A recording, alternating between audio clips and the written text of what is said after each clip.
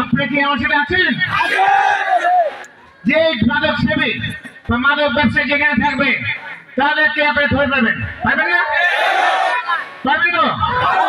ধরে ফেলে বাঁধবেন, বাইন্দা উত্তম মতন দিবেন ভালোভাবে, তারপর তাকে থানায় দিবেন। আর যে সেটা তদবির করতে যাবে তাকেও বাঁধবেন, তাকে তো দুর্গম দর্দম দিবেন, যে তদবির তাকে শুদ্ধা তাহলে আর কেমন।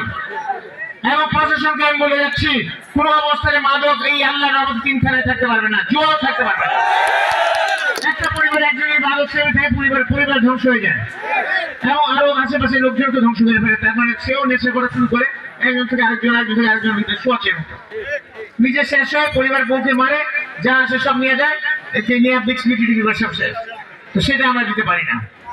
এই চিন্তায় আল্লাহ যদি রহমত করে, এটা আমার একটা দায়িত্ব কর্তব্য, আপনাদের দায়িত্ব কর্তব্য, এটা আমার ইমানের দায়িত্ব, আপনাদের ইমানের দায়িত্ব।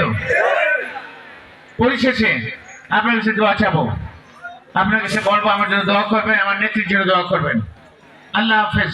বাংলাদেশ জিন্দাবাদ, বাংলাদেশ শহীদ জিন্দাবাদ। আর সেসব পরিমণি বাচ্চারা আসছে, তোমাদের প্রতি আমার দোয়া থাকলো, বাচ্চারা আসছে তোমার জন্য দোয়া থাকলো, লেখাপড়া করবা, শিক্ষিত হবা, খালি মোবাইল ফোন খেলবা দেখবা না।